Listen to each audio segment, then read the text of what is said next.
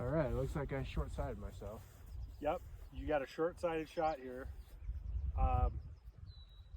Obviously, some of the important things to take into consideration are what? The trajectory I want the ball to land on for launch, how soft it's going to land, how much spin it has when it lands, and the slope of the green. Okay. So, yeah, there's a lot of slope here, and it's all running kind of like this diagonally direction away from me. Right. And so I'm going to have to land it pretty far left of the hole and fairly short of it too. So if you were to miss it, where would you want to miss it? A little more on this side, so I'm going to have an uphill putt. Okay. It's a little straighter. Good. So we talked about this in our previous lesson, getting that club a little bit more upright so that we can utilize the toe of the club so that it kind of passes underneath that ball a little bit more easily. We're not really using the balance of the sole of the club as much. It's really more of an upright type of shot. It's just going to allow it to come out a little bit more softly. Yeah. Okay. So we're going to utilize that shot for this. Where do you want the ball to land? Why don't you go out here and just actually pick out the spot where you want it to land? Right back here. Okay. Perfect. I like it. A couple feet onto the green. I like it. And then so you visualize the trajectory of the ball flying through the air, landing on that spot, and then it's going to release out just like a putt. Hopefully, you know, you wouldn't necessarily imagine holding this one, but there's nothing wrong with that. Yeah. I mean, when you're this close, you might as well. You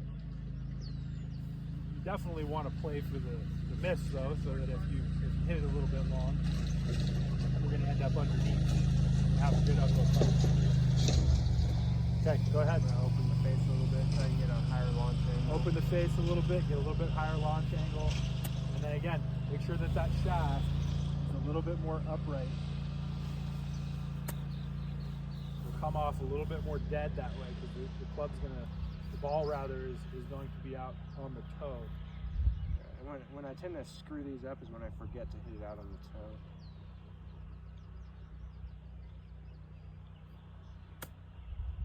That's really good. Just a little light. Yeah, good miss. Let's try one more. What I like about getting that club upright and it feels more like a putting stroke to me almost. I feel like it can be a little bit more aggressive on a short swing. And I still need to get that through my head that I can just be more aggressive that's perfect. I mean, that's exactly what we want right here. And that's happened. That's what I should think about. Well, and that's one of the biggest things that people don't understand, and this is what you should be visualizing as well. And that's really important, obviously, to take into consideration. A short shot requires an aggressive swing.